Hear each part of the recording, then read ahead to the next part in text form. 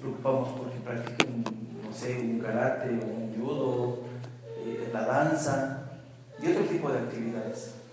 Sí nos preocupamos, los padres se preocupan los padres porque los hijos tengan esas actividades y mantenerlos ocupados. Otros en unas situaciones quizás de alguna materia como un violín, la música, el canto, otros probablemente hasta una danza, un baile, no sé. Y esto mejora de alguna forma la salud de los hijos cuando se mantienen en actividad. Es sano y es bueno que tengan ese tipo de actividades para que sus miembros estén activos y de alguna forma se desarrollen mejor los hijos hoy en día.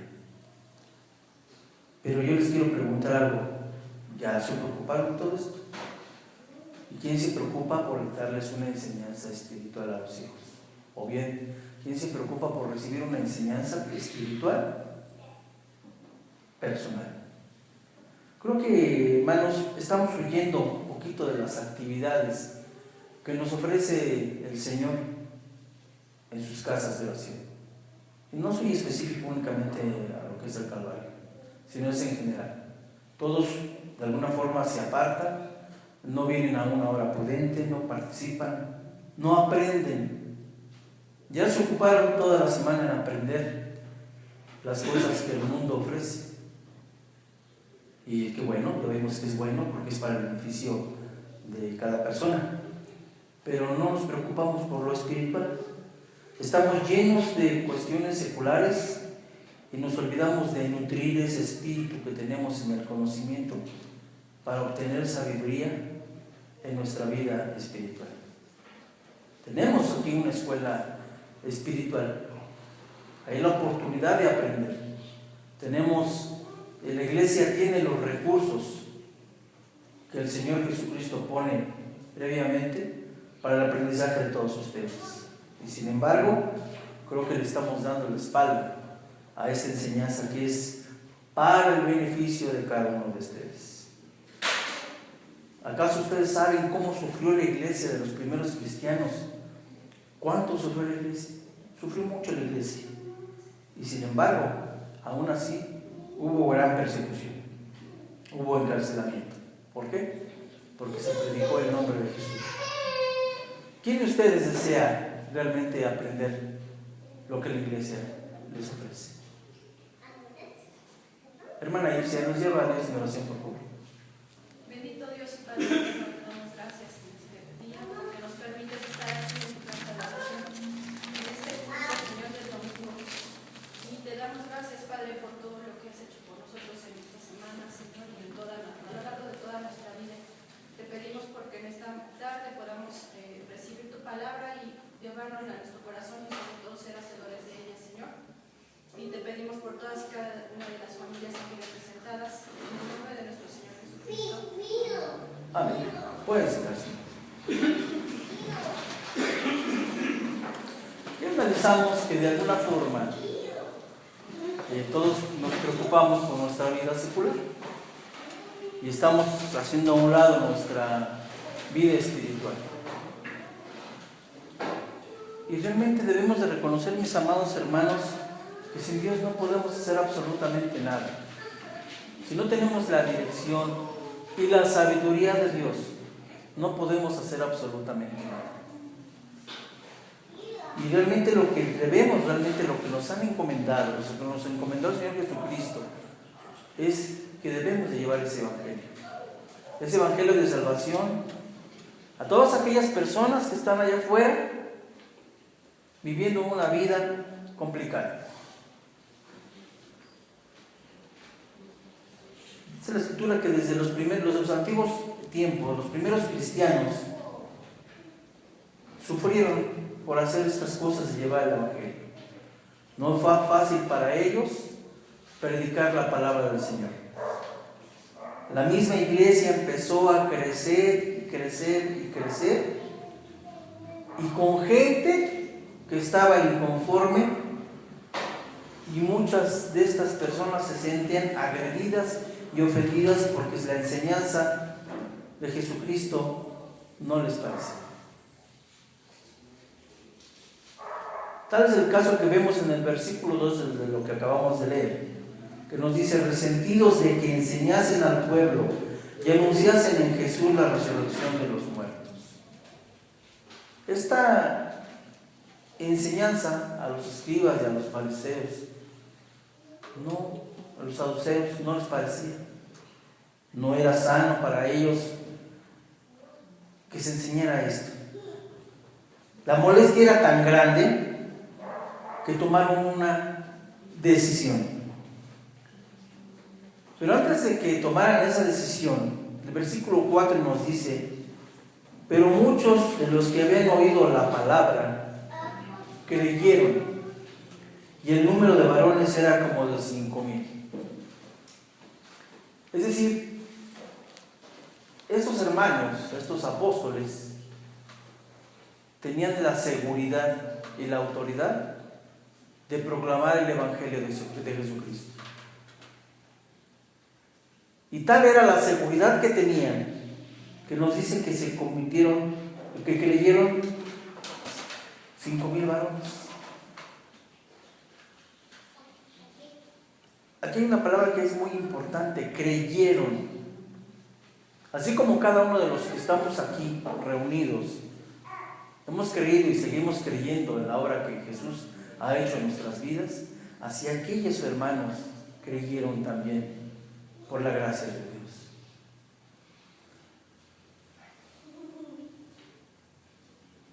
Dice aquí, mis amados hermanos, que el verdadero evangelio es aquel que predica que Jesús murió y resucitó. Ese es el verdadero evangelio. Hasta el momento, mis amados hermanos, ahorita nosotros no hemos sufrido esa persecución todavía. No hemos sufrido que nos vengan a callar, ni nuestras iglesias hermanas, ni iglesias de otras denominaciones. Al menos aquí en la Ciudad de México no ha ocurrido. Sin embargo, podemos decir que en la frontera sur de nuestro país, en el estado de Chiapas, en el estado de Tabasco, nuestros hermanos allá sí han sufrido persecución, insultos, han sufrido incluso hasta muerte a causa del Evangelio. Y bien es sabido que estábamos todos advertidos por parte de nuestro Señor Jesucristo que esto iba a ocurrir. Y sin embargo ellos no callaron. Estos hermanos siguen predicando sanamente la palabra de Dios. Y no les ha importado si hay enojo por parte de otros grupos religiosos.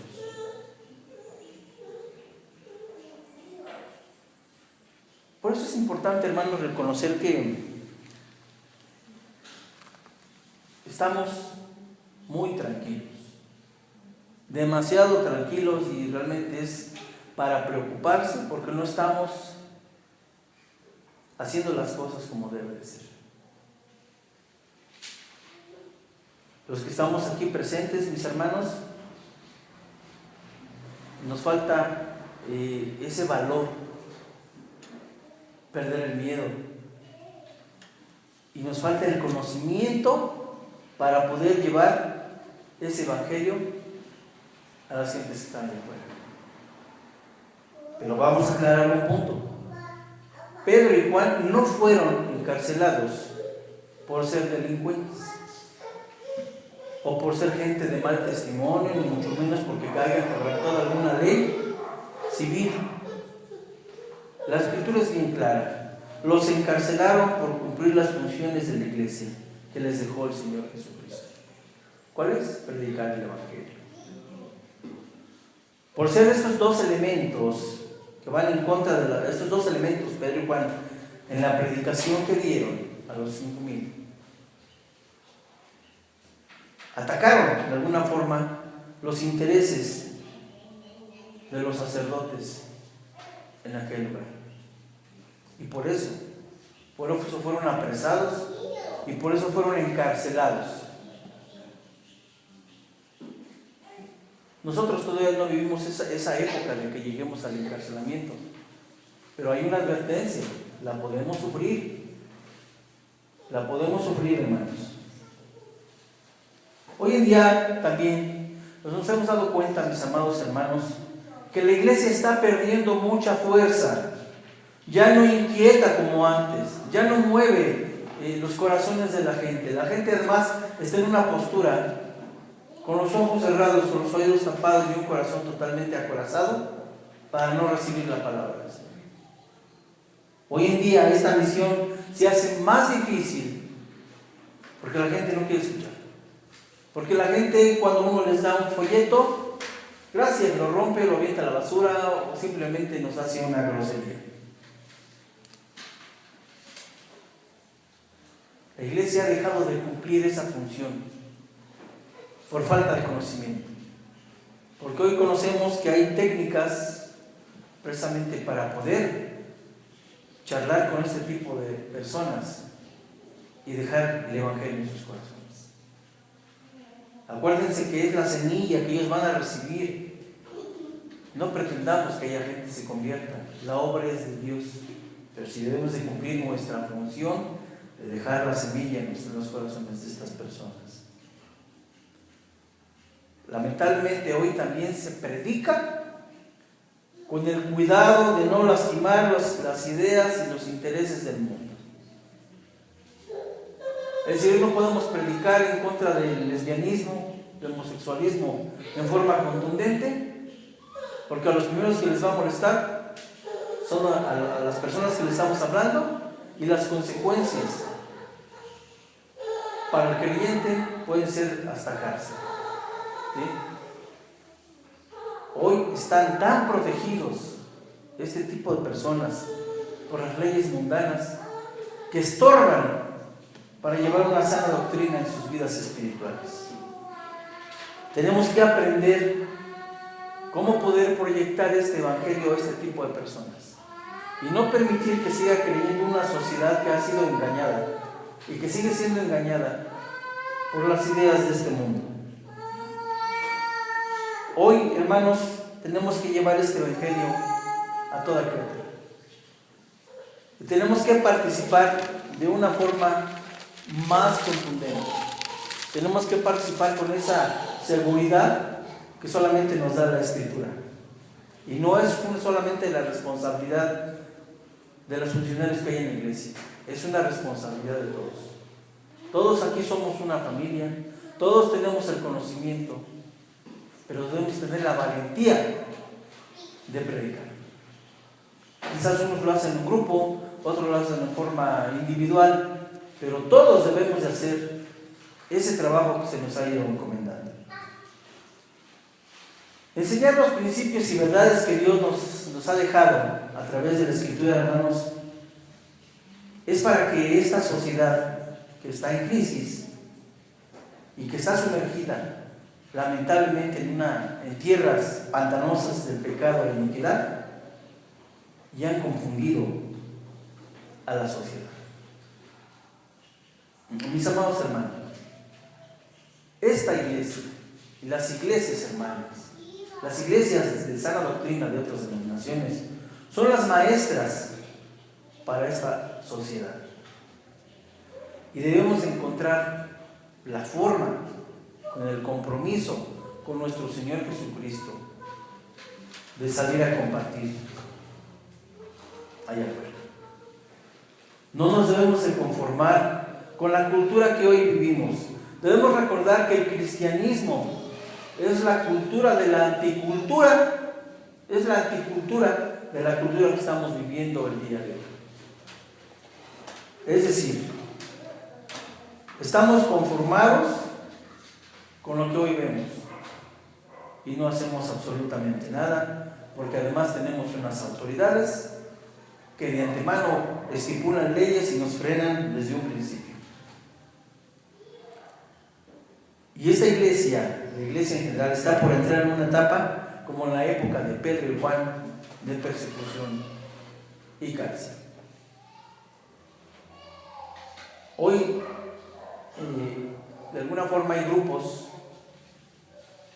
les explicó Gates, que hoy se escudan diciendo que cómo las iglesias pueden hablar de moral si entre muchas iglesias hay grandes pederastas. Eso es un escudo muy fuerte. Y lamentablemente, ese tipo de personas que se han infiltrado en las iglesias, no los podemos llamar ni hermanos, porque un verdadero hermano no comete estos actos. Y sin embargo, he venido a vituperar el nombre de nuestro Señor Jesucristo con sus actitudes, con sus hechos. Y esto daña en forma permanente la iglesia de Cristo. Y trae como consecuencia que ahora la gente no se quiere acercar porque dicen, es que en todos lados son iguales. Qué triste. Qué triste es escuchar estas cosas y sabiendo que la llegada de nuestro Señor Jesucristo se va acercando poco a poco, nos empiezan a desarmar con estos argumentos. Hoy tenemos estas autoridades que están a favor de ese engaño. Hoy tenemos la aprobación de las autoridades para aprobar el homosexualismo lésbico gay. Y ellos le llaman derechos. Son sus derechos. En una sociedad, hermanos, que cada día se corrompe más y más y más. Y las autoridades ahora les dan el derecho de ejercer libremente su pecado. A las autoridades no les importan los valores ni los principios divinos. Finalmente se escudan también con que debe de haber una educación laica. Ahí se están escudando. La iglesia verdadera y sana debe de luchar en contra de todas estas cosas. No hay duda, mis amados hermanos, que igual que los escribas y los fariseos, las autoridades hoy en día les molesta que se predique este evangelio. Yo no he sabido que se hagan, incluso como habían algunos años atrás, en algunos parques, algunos jardines, se permitía que se predicara el evangelio. Hoy es muy difícil ver este tipo de hermanos hacerlo, salvo en algunos hospitales nada más lo hacen con permiso y desde luego con muchos hermanos que merecen nuestro respeto por hacer las cosas bien. El versículo 7 nos dice: este Jesús es la piedra reprobada por vosotros los edificadores, la cual ha venido a ser cabeza del ángulo. Y hoy las autoridades se quedan con este versículo que dice que ha sido la piedra reprobada. El sistema que hoy vivimos reprueba totalmente las enseñanzas de Jesús. El apóstol comenta en el versículo 12, advirtiendo, y de alguna forma como gran bendición de ese versículo 12 que todos conocen: y en ningún otro hay salvación, porque no hay otro hombre bajo el cielo dado a los hombres en que podamos ser salvos. Es decir, en Jesucristo solamente, no en ningún otro hombre. Es una advertencia que ellos predicaban, que solamente a través de Jesucristo podemos tener la salvación. Esto, mis amados hermanos, es lo que la iglesia enseña. Este versículo es totalmente contundente para cualquier creyente. Y esto es lo que Pedro y Juan hacían. También tenemos aquí que la iglesia enseña que Pedro y Juan no eran unos hombres preparados intelectualmente, no eran unos hombres doctos para anunciar el evangelio. Dice el versículo 13: entonces, viendo el denuedo de Pedro y de Juan, y sabiendo que eran hombres sin letras y del vulgo, se maravillaban y les reconocían que habían estado con Jesús. Es decir, lo que ellos habían aprendido es porque lo habían visto y dieron testimonio de que andaban con el Señor Jesucristo. Y de alguna forma el carácter de cada uno de estos dos varones eran hombres recios, eran hombres duros, eran hombres vulgares, no muy preparados, pero eran hombres de fe. Que el Señor Jesucristo los ocupó precisamente para que predicasen el Evangelio. ¿Qué quiero decir con esto? Que no necesitamos tener una preparación grande para poder proyectar el Evangelio de nuestro Señor Jesucristo. Basta con que tengamos esa fe, estar en oración constante y tener el deseo de hacer las cosas como se nos está pidiendo. Nada más.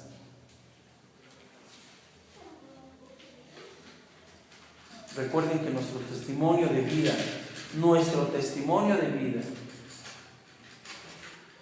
es la mejor forma de llevar este Evangelio. El decirle a la gente: Dios ha hecho esto en mi vida, Dios me ha cambiado, Dios ha movido mi corazón para dejar de pecar. Y ahora hago las cosas como Dios me indica. Es el mejor testimonio que podemos dar a aquellos que no conocen al Señor. Y no se maravillen que hay gente que probablemente nos ha conocido de años atrás y que nos tiene un concepto tremendo, y hoy ven nuestra nueva forma de vida y se quedan asombrados. Es que esto no es posible. Pues no, por nuestras propias fuerzas no es posible, pero por el Espíritu Santo todo es posible. Él es el que nos cambia, Él es el que nos enseña cómo hacer las cosas correctas. Así que, mis amados hermanos, si nos damos cuenta, no es necesario estar demasiado estudiados para poder llevar el Evangelio. Tenemos que poner de nuestra parte, dejar que el Señor haga su obra a través del Espíritu Santo en nosotros, y dejemos de estorbarle en esta obra que Él quiere hacer en cada uno de nosotros. ¿Tenemos el conocimiento de la Escritura? Sí, lo tenemos. Creo que cada uno de ustedes sabe y conoce la Escritura y platica con algunas personas lo que dice la Escritura. El Espíritu Santo está obrando en la vida de cada uno de ustedes para que hagan su trabajo.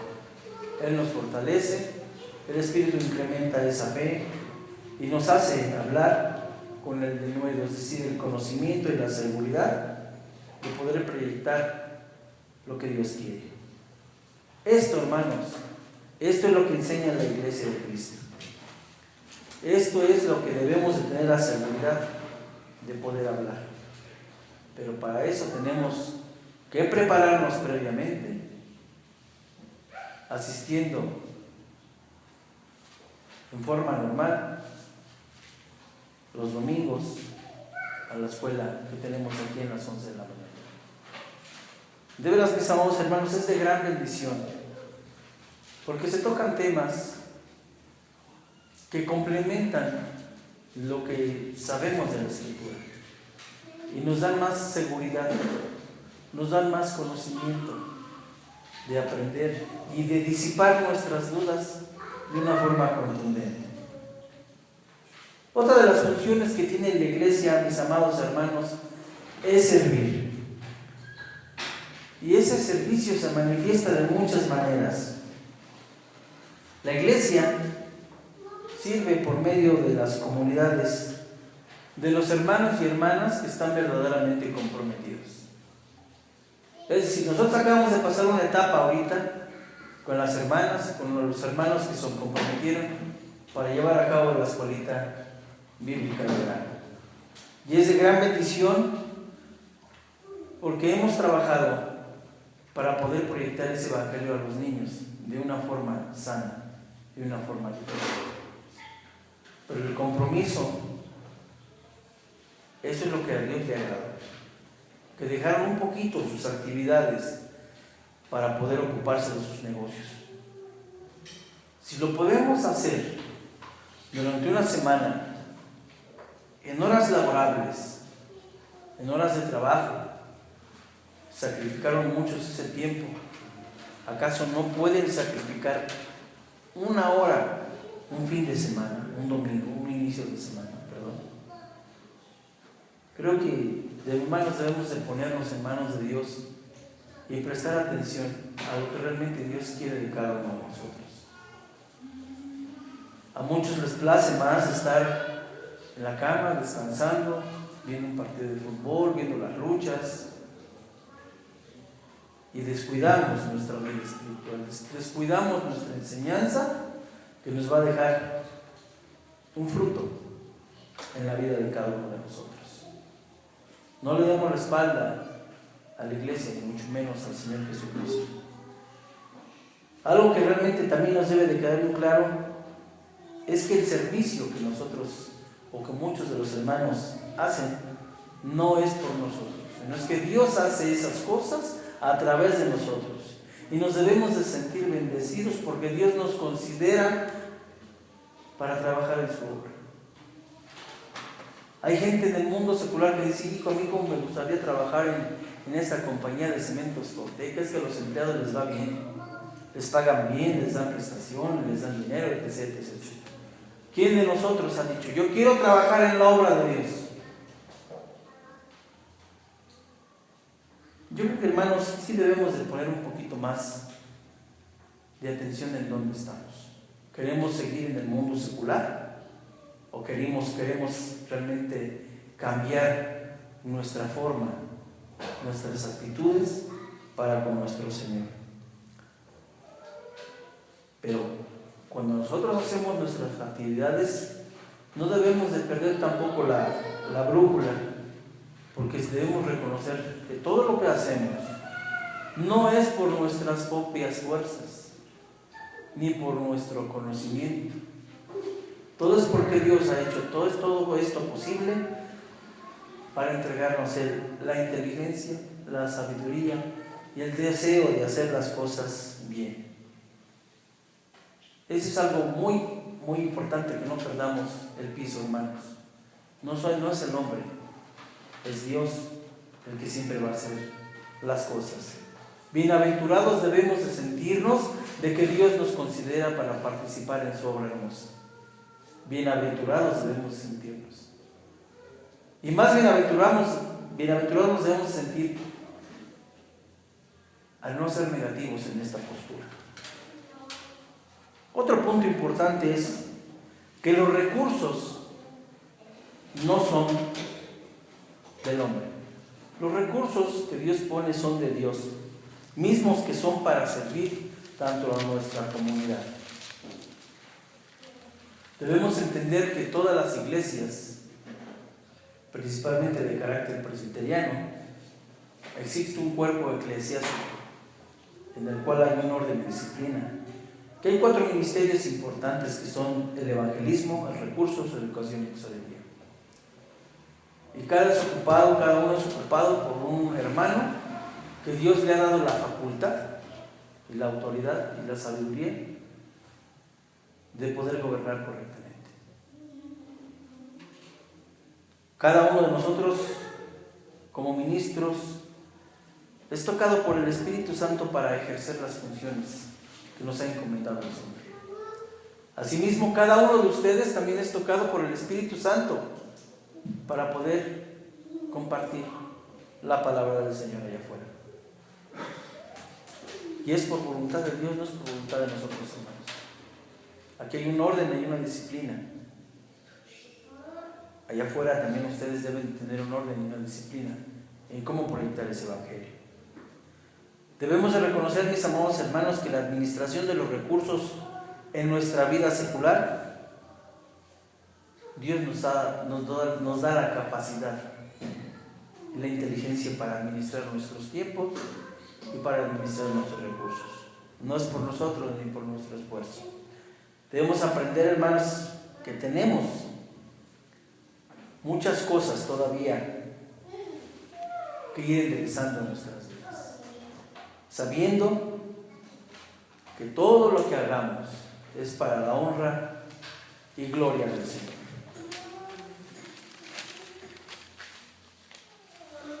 Una vez que Pedro y Juan fueron llamados, los trataron de intimidar.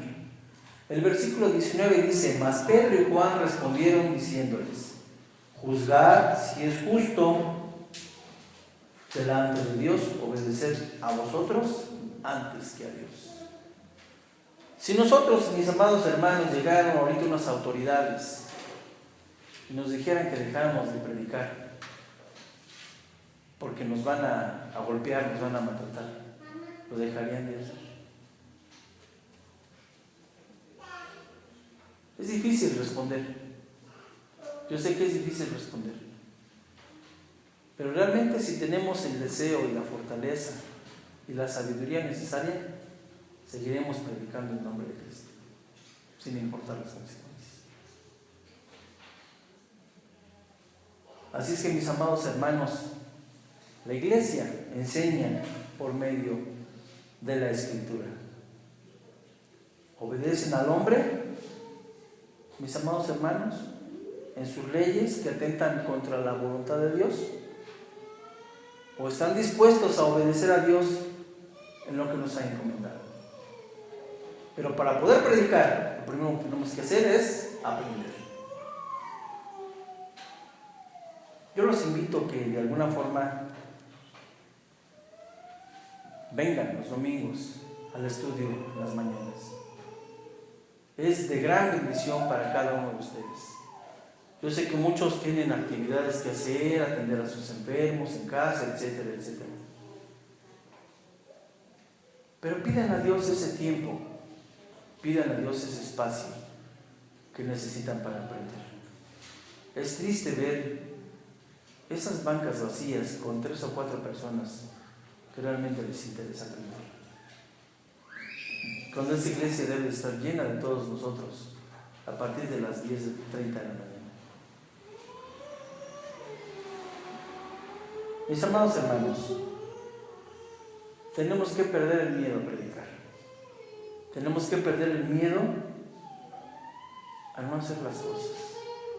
Tenemos que salir de la comodidad de nuestras casitas y dejar de estar en la playa, como alguien dijo. Tenemos que ir más adentro, a los peligros, enfrentarnos a los peligros, para que realmente mucha gente que está sin Dios, sin Cristo y sin esperanza, se agregue a este rebaño. Y que nunca se nos olvide que la gran mayoría de nosotros estuvimos enfermos espiritualmente.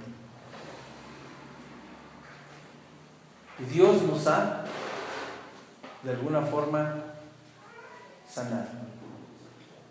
Dios nos ha levantado y liberado de nuestro propio Egipto, de la esclavitud del pecado. Dios nos ha bendecido de una manera muy poderosa, hermanos. Mostremos esa gratitud a Dios y hagamos lo que nos encomienda. Él tuvo misericordia de cada uno de nosotros. ¿Por qué no queremos que Dios tenga misericordia de muchos? Los invito a leer Judas 24:25.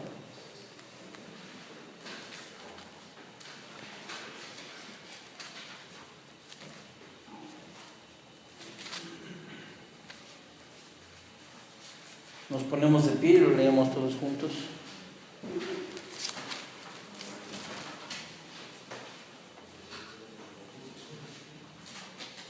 Judas 24:25.